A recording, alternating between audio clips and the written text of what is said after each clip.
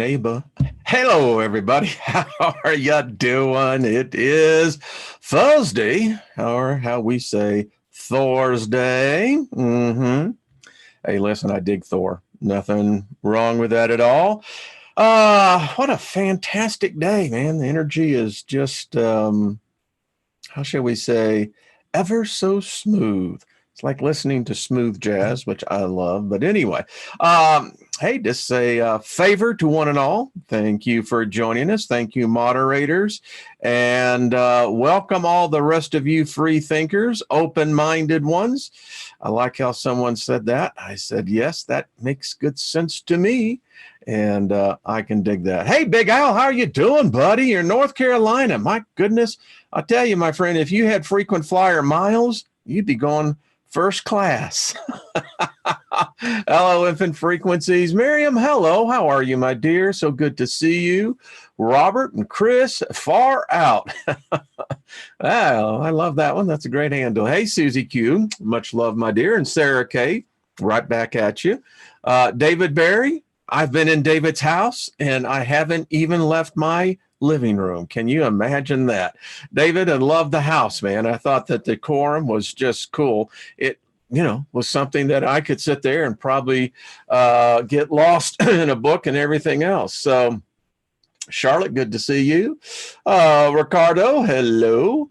Hello, Witz. Haven't seen you before. Good to see you. Brandon, hello. Let's see. Infinite freak. So many good things going on here.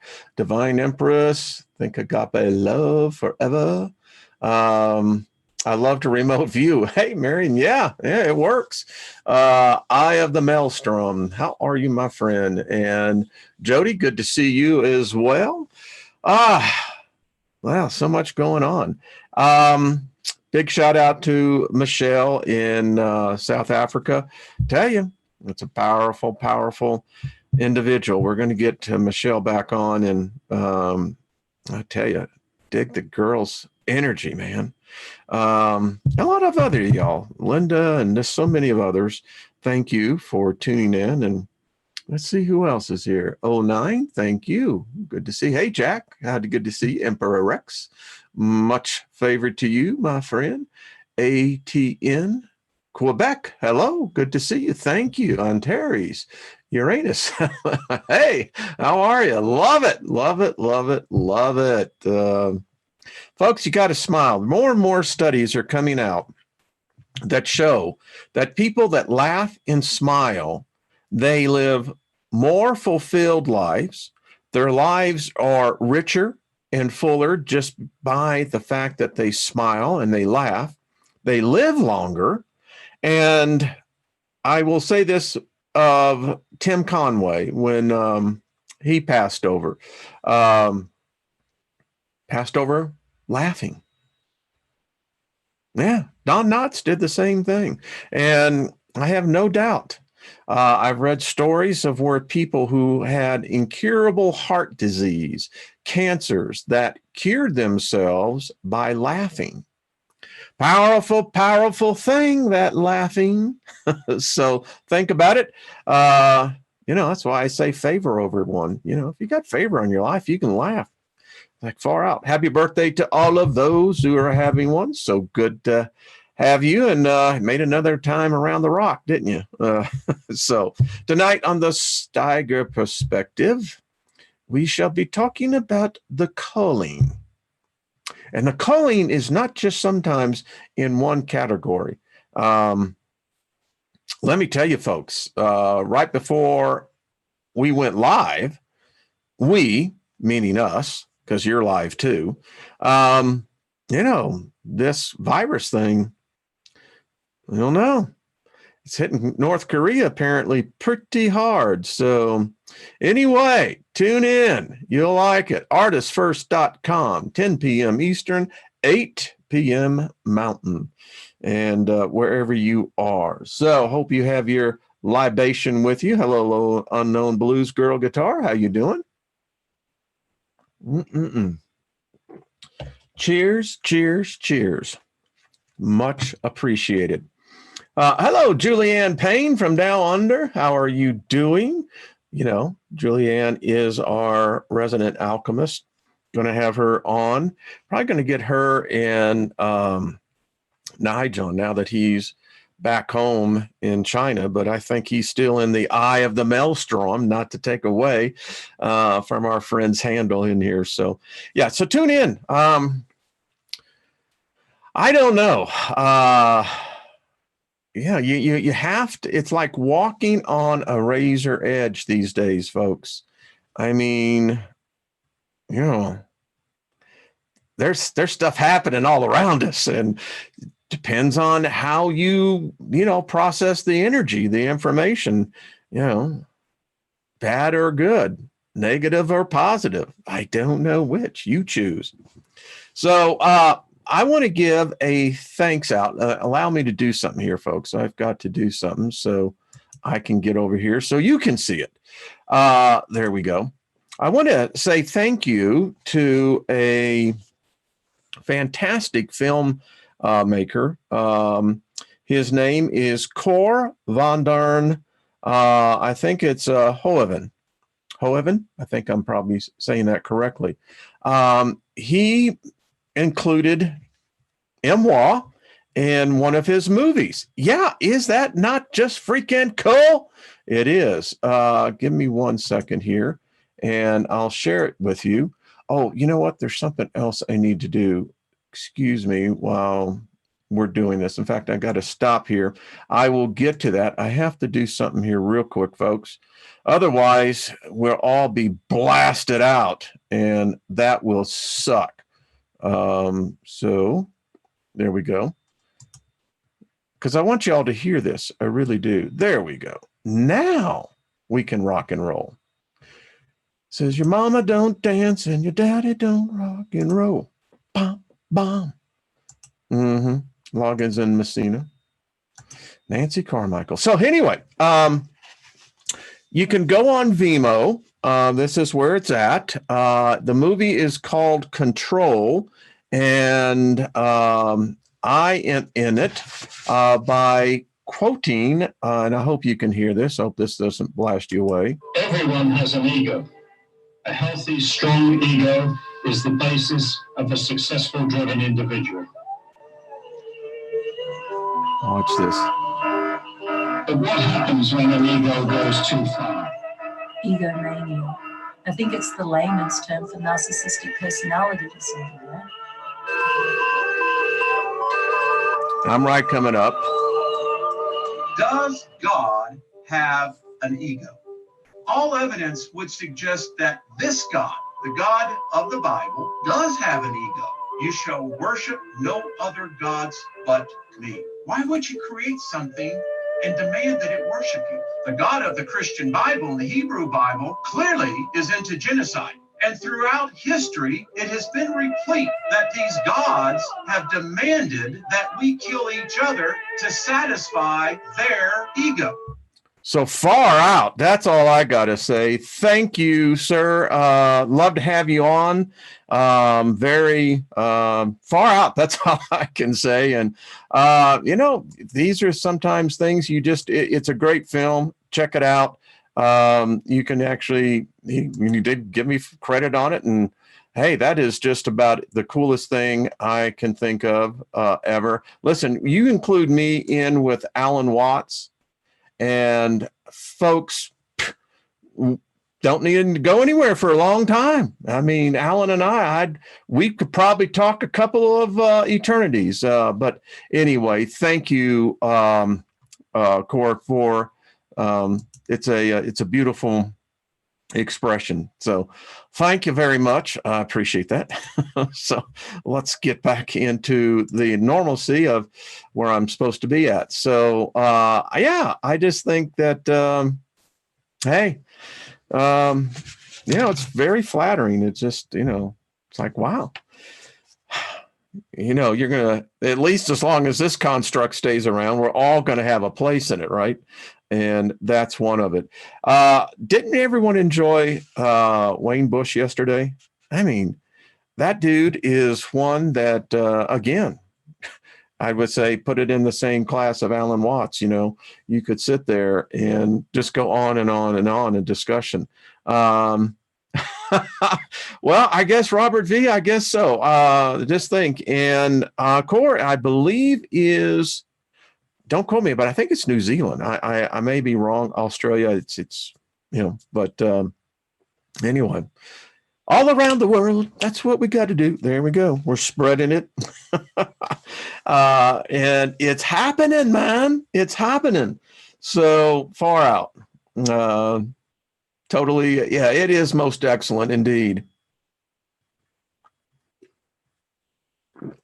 Yeah, I think it was a good show as well. We'll have Wayne back on. He just, you can tell he, it's kind of like having a map maker amongst your tribe, your pod. Everyone has that special gift and talent. Well, thank you, Al. Thank you very much. Yeah, I'm just, it's true. I'm not normal. I'm just a very rare addition. That's all I have to say about that. But Wayne is the type of guy that, is making the map. And it's like the, what was that? Was it the Clash of the Titans where they were down in Tatara Hell, and the locksmith who had made the lock that trapped people in and prevented people from getting out, that, it's constantly changing. But if you know the direction, then you can navigate through all the changes. And that's, I think, what we're looking for here. Drawing a cup of tea with Somerset Belanoff. There we go. You got to love that. No, that's just far out. That's all I got to say. That's just far out. All right. I thought what we do today, we're still on this whole thing of the New World Order. It's just, you can't take it day after day. You go bonkers. You got to take a break. And, for those of you who take of the herb, sit back. And to those of you who drink of the vine, and to those of you who drink of the ferment, and then the tea, sometimes you just got to take a break and say, all right, well, let's just digest all this. And that's what we do here. We try to have fun. If it's not fun, don't do it. If you took that same attitude, I wish I had learned that. Boy, is that a song there, isn't it? I think it's already been written. What I know now, when I was younger, oh, man, I could have saved myself a few. So let's go over to the 100 things you were never supposed to know about. And I was looking at some of this, and some of this is pretty heavy. And here's one I thought we would go to. 2 atomic bombs were dropped on North Carolina. Now, I don't know about you, but I do not remember this. So I thought that we would just have a little fun and look at some of these. Now, we can't do 100 of them in a show, and after a while, it would become redundant. But if we take it in small doses, it's like a fine piece of chocolate from a master chocolatier. You put it on your tongue, and the heat and chocolate ratio. You know what I'm talking about. Those of you who are like me, addicted to chocolate. Oh, yeah. Oh, yeah. I think I carried that over from the other side, and I'll carry it over there in the back over. All right. Fortunately, no atomic bombs were dropped on the moon. Do you know? We're going to read they actually were going to do this, Russia and the United States. Some said they did. I don't know. But the same can't be said of North Carolina. The Tar Heel state's brush with nuclear catastrophe came on January 24th, 1961, about midnight. A B-52 with 2 nukes on board was cruising the skies near Goldsboro, I've been there, and Faro when its right wing leaked fuel and exploded. The jet disintegrated. 5 crewmen survived while 3 died. The 2 Mark 39 thermonuclear bombs disengaged from the jet. Each one had a yield of 2 to 4 megatons, reports vary, up to 250 times as powerful as the bomb that disseminated Hiroshima. The parachute opened on one of them, and it drifted to Earth relatively gently. Good day.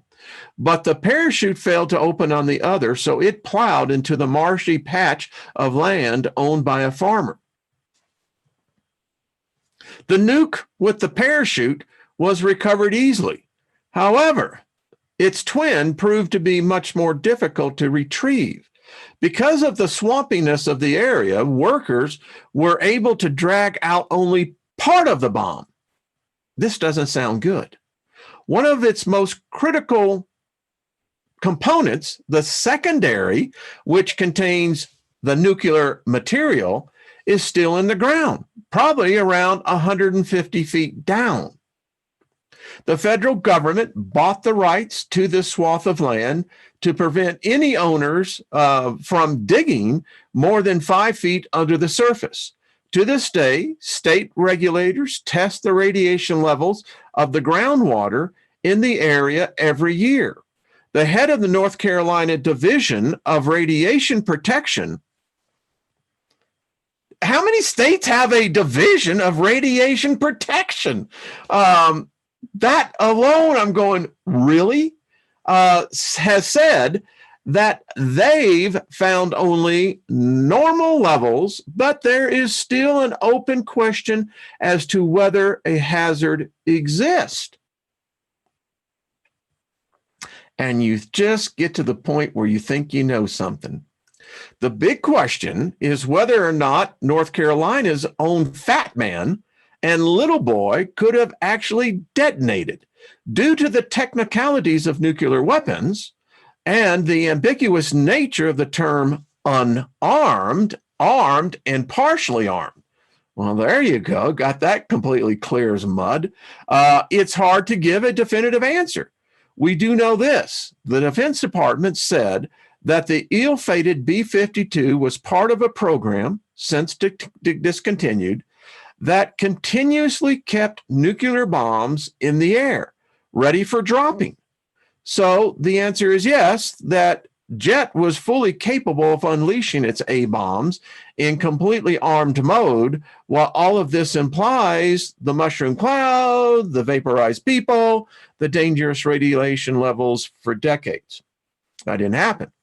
According to Chuck Hansen, one of the world's leading authorities on nuclear weapons, the pilot of the B-52 would have had to throw a switch to arm the bombs. Since he didn't, the bombs couldn't have gone off. Hansen mentions the possibility that the switch could have been activated while the jet was breaking up and exploding. Luckily, this didn't happen. And all of you folks in Greensboro and surrounding areas are grateful too. But it was possible. That switch apparently was the only thing that stopped the bombs from turning part of North Carolina into toast. The government's own reports show that for both bombs, 3 of the 4 arming devices had activated. That's cutting it a little close. Former Secretary of Defense Robert McNamara further corroborated this during a press conference, saying that the nukes went through all but one of the necessary steps. Hansen told college students researching this near miss, "This was a very dangerous incident, and I suspect that steps were taken afterwards to prevent any repetition of it. I do not know of any other weapon accident that came this close to a full-scale nuclear detonation," which is not to say that any such incident did not occur later. There is the story that goes back, I think it is, if my recollection is correct, that I believe it was 2007, 8, somewhere right around there. But in fact, 2 nukes went missing out of one of the Army bases right there in North Carolina. So any of you who live in that area, well, yikes. I mean, that's just crazy, isn't it? Yeah. The things that we are not supposed to know. Well, there we go. Yeah. I mean, what can you do? The Tar Heel State. All right.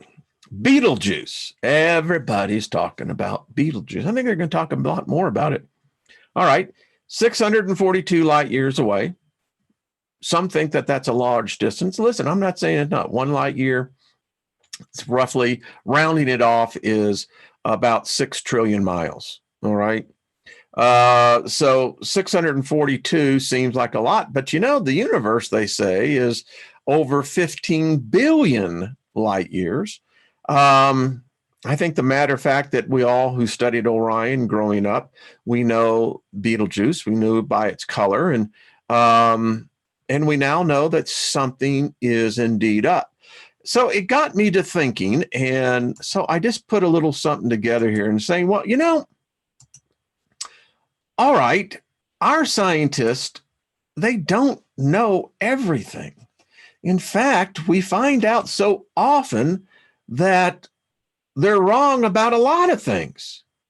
There's a huge debate right now in the physics field that Einstein led us down a wrong path. And remember, he could never find that magic formula that gave unanimity to his theory. It's still not there. And some say it. We know our Earth is impacted directly by our sun. And our sun, now listen, it's, who knows? But yeah, we're impacted by this. We know that whether it is the solar wind, whether it's the particles, whether it's a CME, a coronal hole, Earth is affected by it. Our magnetopause is weakening, getting really weak. We have more incidences of incoming cosmic rays that are hitting off the chart. I don't fly anymore. Won't. There are some days that you shouldn't fly either. You need to be aware of if there is a cosmic ray storm taking place. Because if you're flying, baby, you're just sucking in the radiation. It's getting that bad. One report I read that flying from like Portland, Oregon to New York City, that flight, you would have smoked the equivalency of 3 packs of cigarettes. Yeah. Earth is small compared to the sun. I don't think people realize this. They get, a lot of debate of, is there an artificial sun? Again, I think people lose perspective that our sun is huge where Earth is concerned. And when it acts up, I mean, that, how many of you remember the eclipse of 2017 and September 29th, I believe, when the sun had its last big flare up? I think that was, they said, I think it was an X9. Anyway, Mars took a big hit, and I think Mercury did as well. I'm thinking, all right, this star, Betelgeuse, yeah, it's 642 light years away. Get it. Fully get it. But we can see pictures from out there of novas that cover light years across. Greater. And, you know, when you look at our tiny little dot, as you can see over on the left, that little tiny dot is our sun. And you saw what the Earth was to the sun. And now look at our sun to Betelgeuse. I mean, baby, when that one's going to spew, you're going to have to clean up a long time afterwards. I have a feeling it's going to spew, it's stew all over the quadrant. And so the question comes, when will it explode? You just look at this thing, and again, I don't think anyone knows. I often wonder, what could this do for us on a spiritual level? We're spiritual beings. We're impacted by energy. We're impacted by, you know, all the elements that make our brains work. I don't know. You know, could this be something that everyone's going to be looking? Is this going to become the next big prophecy thing? Are you going to start seeing, you know, religions and cults and cliques and, you know, what have you, beginning to proclaim that if this thing does get as bright as they say it could get bright, it will be the brightest thing in the nighttime sky, folks. It would be, they're saying, brighter than the moon, and it will be visible during the day. I mean, folks, that's bright. And how far does the ejecta go? I don't know. I don't think anyone can quantifiably say that they know. But novas happen. We capture them all the time. They're huge. Some stretch 100 light years or more across. Yeah. And I think that out where we are at, I think we're going to still feel it. This one here is huge. It would completely engulf our solar system. Is this what's going to happen with Betelgeuse? I don't know. We got our telescopes trained.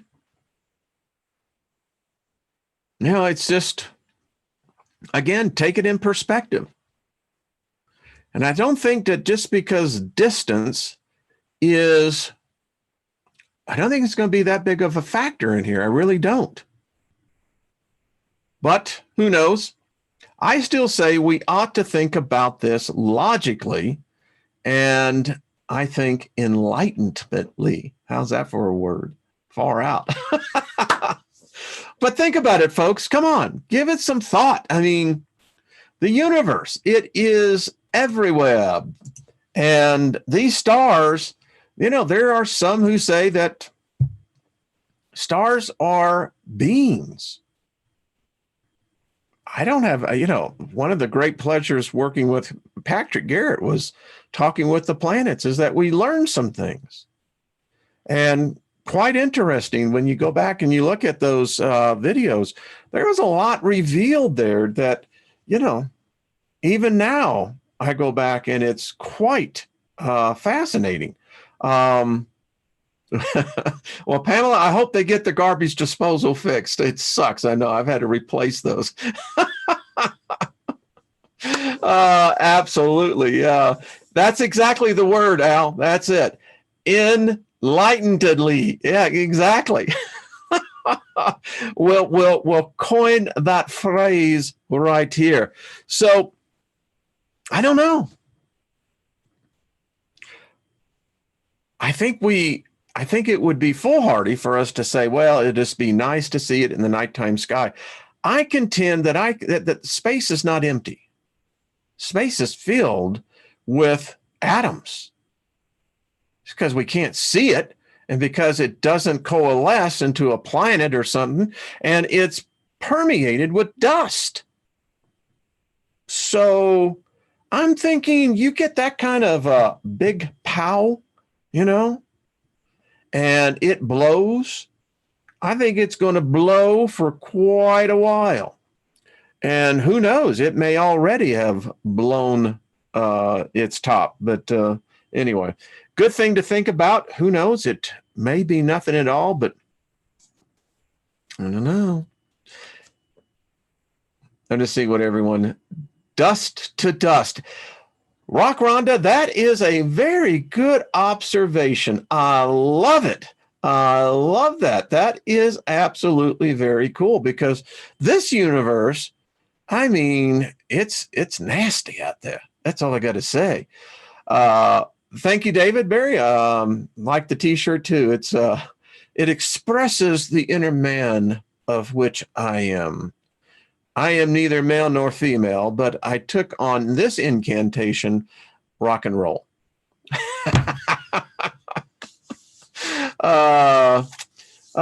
Carol, Patrick, he's on his journey, and, you have to let every person walk their own path. And if people more understood that, then I think it would be, there we go. Julianne saying, Muse, I see. I do. So, hey, I got some PDFs for you. I have, by the way, I wanted to show you this. So we're talking the New World Order, Agenda 2030. This is an interesting one because it's showing something that I find particular interesting. Let me blow it up a little bit more so we can really get the full impact of this. So this is the United States in the year 2050. Excuse me, let's see, got to get it down a little bit more. There we go. So let's get to the legend. So the legend is, as you get these larger concentric circles, that represents 6 million plus. Now, in the Houston area, they've already surpassed that. So, but you can see that where they're, I don't know, putting people. And you can see where, if you're around in the year 2050, I'll be on the other side by then.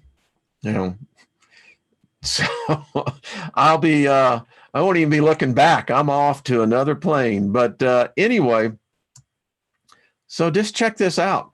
I found this one really interesting. The Chicago area, they call this the Great Lakes area on their designation. But that shows Chicago into the 20 million plus. That's huge. The Piedmont area down in North Carolina that almost got the nukes, dropped on them. Well, they did get nukes dropped on them. You can see again, rapid growth. This is the Atlanta area, of course, Florida. But, if you listen to Greta Thunberg, you know that, you terrible humans, you are responsible for all this global warming. If the young lady would only stop and stay in school and actually study, she would realize, folks, let me just say this. And as we continue to look at our map, the Beaufort, now I got myself tongue-tied on that one. Geyer, I think it actually is Beaufort Geyer. And folks, when that lets loose, and it will let loose, it's going to be a bad day. It's going to be a very bad day for us in here in North America, and the rest of the world will feel the chill as well. But check this out. So 2050, who knows? Stick around long enough, you'll find out. I do have the book, The God Virus. I would suggest everyone get this in your digital library. You really need to read this. This book really breaks it down that if you look at everything, these bodies, how thought mobilizes, which would be basically bacterium. Your body has natural viruses, antibodies, etc. But if there's something else controlling us, For instance, if you have a habit that you can't seem to break, you can say, well, I have a synaptic pathway that has been laid down in my brain that, is basically, this is a habit. That's what a habit takes, I think, is 21 days to 28. But then you think about viruses, as Wayne Bush and I were talking.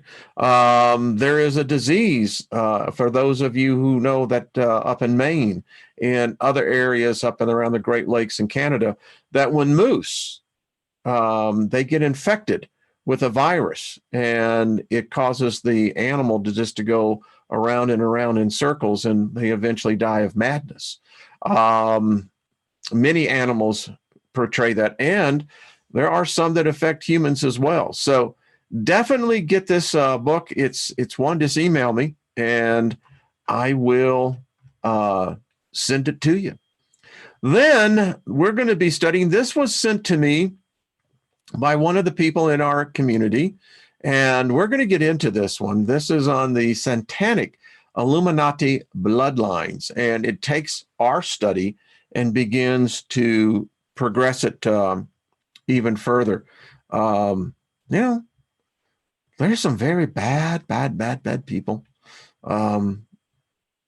It always makes me wonder when we get into these bloodlines as to, well, how they see things. Obviously, they see things much differently than I do. And maybe that's because I was indoctrinated with the guilt complex. That's why we excelled in our religions, because the guilt complex, Al,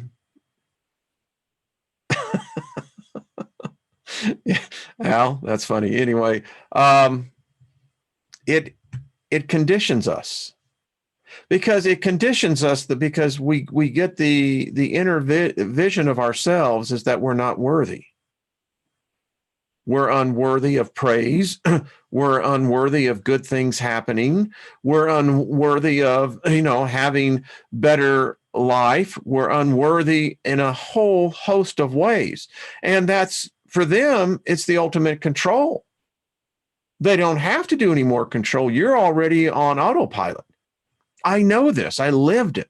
And it makes you a miserable son of a bitch, because you meet the other miserable son of a bitches that are all trying to think that they've got the golden ticket. And all you have is a group of miserable son of a bitches that have no idea what they're doing. And, as a result, you have Mary who's talking about, Jody, and you got the backstabbing, and, it just goes on and on and on and on. It's nuts. But that's what happens when you're conditioned to feel unworthy. Because now you're going to go and try to find something that's going to, say, all right, sweetheart, it's okay. We love you here. And, and then boom, you're like, well, I'm loved here. That's why I got my group, It's true. And it just sucks, as you're finding with many of the guests and that are coming on and in the community, we're getting close. I'll say this for this group here is that we are finding things that we're adding to our arsenal. I don't know about you, but I could say this personally. I mean, yeah, this is my channel, but it's the community's platform that I'm a lot better off in 2020 than I was in 2015. There has been transformation after transformation in my life. There has been a complete, I'd have to say a complete transmutation. And I'm still finding the little pricks, that it's like, you ever been, get stuck by a cactus? You'll know what I mean. And particularly some of them, they got very small needles. And, you're constantly picking those out. But one of the things I know, crossing over, you know, I ain't taking anyone just for the fact. You know, you show me a tunnel of light and I'm going to say no. And I happen to know that it will stop. When you say no, that is sovereignty. That's a free soul. It's not yes so much as it is to say no. Someone I read that they were going over there. It was Wayne Bush when he was making a comment that one woman said that, you know, she asked the light if it was God, and the light said yes, but God seemed to be confused for the purpose of the light. Yeah, I think so. Maybe because if you buy the story, that thing came from the darkness, the void. I did a whole video on that. It's where it came from. And, you know, it claimed itself. It had the power, which I believe all of us do, of creating a light. And there's two different kinds of light in the story. You just got to figure out which one we're talking about. So, yeah, it takes a while. I think the other thing, finding on the whole story of how this new world order is set up. These are very evil people. That's all I can say. I mean, could you imagine being in the afterlife with one of these assholes? I don't think karma carries over. I know a lot of people disagree with that, but no, because what you're saying is that karma is God. Again, I stand by the fact that if you're saying to me that gods even have karma, then karma is above the gods. God, however it may be. No, at some point in time, I keep on thinking, here's the thing that I'm going, we're going to get into the study. I'm just rapping more than anything else. That when you look at this in a certain point of view, it's like we buy into it. Well, of course, everybody's got karma. You do a good deed, you got good karma. What's a good deed? The ambiguity of the word itself is singularly biased in its definition. It comes down to, what do you believe is good?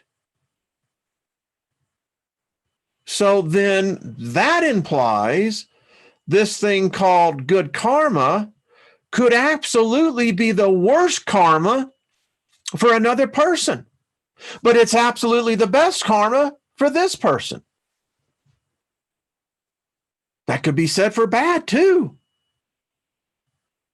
It's so ambiguous that, and I'm reading, who said that? Lisa. Exactly it. It's absolutely ridiculous. It's absurd. And I said, well, you know what? Maybe that's part of the path I'm on. Because that to me is this circle going. And at some point, that movement has to stop. If you're saying that it repeats itself, then something's wrong with the laws of nature. And I'm not buying it. I'm not buying this recycle machine. May be out there, may not be a thing that I can do about it. But I'll tell you what, when it gets time for me to cross over, I'll just use the quote that they had in City Slickers, where the cook simply saying over Curly's grave, Lord, we give you Curly. Try not to piss him off. And you know what? I have a sense I'm going to meet a lot other energies like myself. And if you look at the power of one exponentially to the power of two, the power of four, it exponentially expands So now I have Wayne to the second power. I find another like spirit. We now have 2 to the second power, and it begins to go beyond there.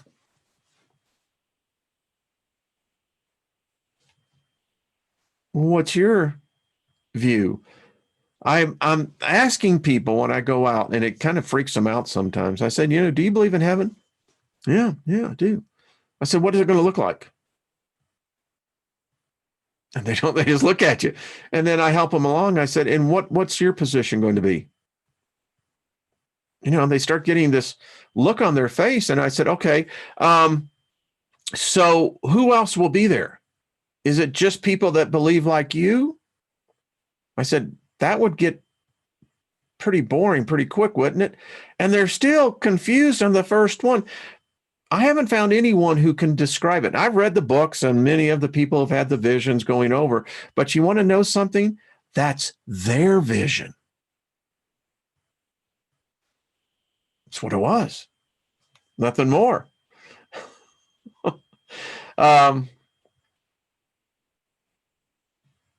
Heaven is a truck stop. I hope it has hot showers. That's what, Al, wouldn't you agree with that? Is Brian in the room? I haven't seen him. Hey, there's Joyce. There's great Scott. How you doing? Stuck in duality. I thought Wayne did a good job in really how that whole thing sets up, and it is. As I contend, folks, you can't have a successful religion unless you have the antithesis of the basis of that religion interwoven with it. I mean, if you don't have a bad guy, then what do you have? I mean, if there's not a bad guy, then you wouldn't have any opposition, right? Isn't that what they say? And opposition would then be in contradiction, and in contradiction would then be confrontation, and there it goes all over again. So, anyway, Stephanie, I think it's what you say. Hey, heaven is exactly what you want. The problem is, Stephanie, to reiterate on that point, ask people, go out and do the man in the street type interview. Ask your friends, if you're having a glass of wine or, wherever you may be, and ask them to describe heaven.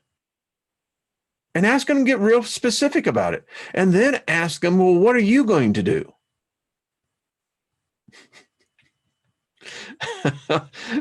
There we go. Well, hey, Al, I'm glad that they give the showers when you do the fill up. I mean, what is that, about a $500 gas bill? At least, yeah, I think a free shower would be the least of it. So, someone says, Cosmic Conversions, how are you? We are creators. Boom, shakalaka. And I think that is how it is. I'm convinced that as I'm traveling out there, I'm going to come upon a whole world that's just, it's this one big party. It's like every band that I could ever didn't get to see, you're going to see them in their prime. I think that actually exists. The problem is, and I picked that up because, there is actually a book there called The Mysterious, what is it? Got several of them right here, but anyway, who knows? Well, let's see. I think I've wasted about all of our time on this one. The great gig in the sky, isn't it? Elysium. Yeah. It's life. It is so true. Yeah. Well, folks, I have the show to do tonight, so I'm going to cut this one a little bit. Hey, iStation Zed, how are you doing, my friend? Seeing you over on Brian's station. Welcome. Giving a big shout out to Mr. Brian over at Milky Way Messenger. I know his shows are on the weekend. Check them out. And, the rest of y'all, if you have your YouTube channels, let me know. we'll get you out there, get you going. And well, thank you, Stellar Core. Afterlife TV. Isn't that interesting? Bob Olson's Afterlife TV. Yeah, saw that. It's an interesting thing. I got to tell you, my wife and I were talking, and I'll wrap this up here, but she said, I used to fear death, the dread of it, the fact of, as you get older, the inevitability is inescapable. And we were both talking, and, we're figuring out that, when whoever crosses over first, just to let them know, whoever is still back here. And it was interesting because we said it at the exact same time. It's almost kind of exciting when you really begin to think about it. It's a whole new opportunity. Yeah, no one knows for sure, but I wasn't sure about birth either. And there we go. As he takes down his whole studio. I survived that and had a ball. I mean, I have to say it's fantastic. And I'm looking forward to many, many more years. But, I'm also wise enough that, plans need to be made. And as we're going to do a show next week on the fact we should start planning what our afterlife is going to be. Now, someone might say that that's arrogant. Well, you can't assume that. Why not? Folks, I've been through this body for quite a few decades. And I got to tell you what, I haven't seen anyone else living my life. In fact, I have been told that my life is a direct representative of the path I have chosen. If that logic thus applies here, how can you tell me it won't apply there? Now, granted, I may not know the laws, I may not know the principles of the ether completely. I've done astral travel, I've seen that, I'm not afraid of that. So that would imply that I would be a fool to depend on some religion that I can neither validate or someone else's cockamamie story about two different places that supposedly you only go to. And if that's how I build it, then I've already planned my afterlife. And what a shithole that will be. Not going to do it. Not going to have it. Won't be a part of it. By God, I have to be responsible for where I am today, as you should be as well. So why not begin to plan that? And regardless of what the environment may be, the intent is already there. Dun, dun, dun, dun. Well, it's true. I really wish someone would have preached that from a pulpit. That is something I could have probably really gotten into. Because, I could see how you could build a workshop around that. Literally, think about it, a workshop where groups of people would begin to get together and actually begin to design, develop, implement what their afterlife will be like. To me, I think it would be a freaking exciting project. And when that moment comes, you just expel it out, baby. And if consciousness is transmuted at the point when the synaptic pathways begin to explode as the cellular tips are going psh, and you're seeing the bright lights,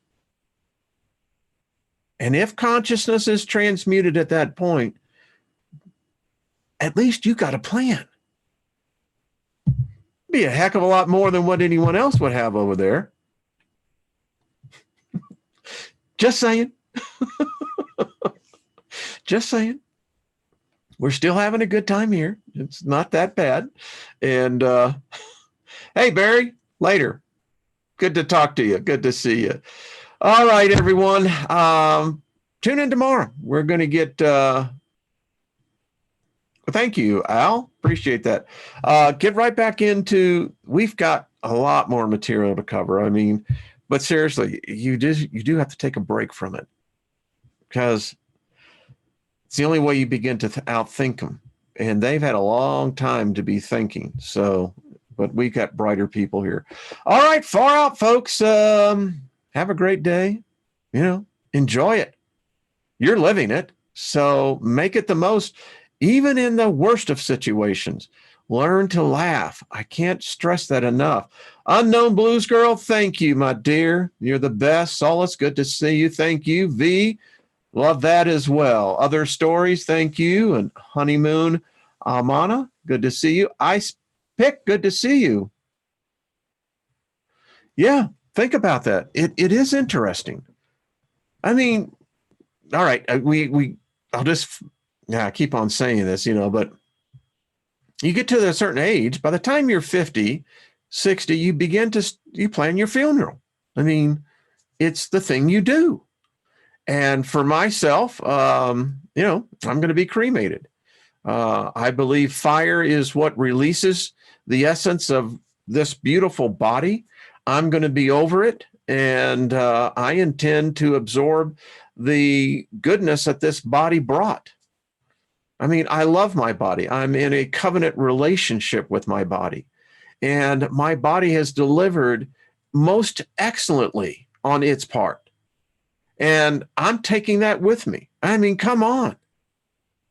And if you would look at your body in that way, then I kind of figure it's like this. Talked it over with my body, and my body said, listen, that's the way I'd like to go. Once I have left, my body still has a spirit of its own, and it has said to me that it wants to be cremated. I said, makes sense to me. Seriously, I had this conversation. It was like, my body was saying, doesn't like the idea of being eaten by worms. Doesn't like the idea of just basically rotting. And I said, you know what? I wouldn't like that either. Come to think about that, that really sucks. So that's how it will be for myself. And I kind of figured that it's the best way to honor my body. And you should do the same as well. Anyway, all right, folks, we'll see y'all tomorrow, and make the most of it today. All right, peace, much love to you. May favor grace you wherever you go.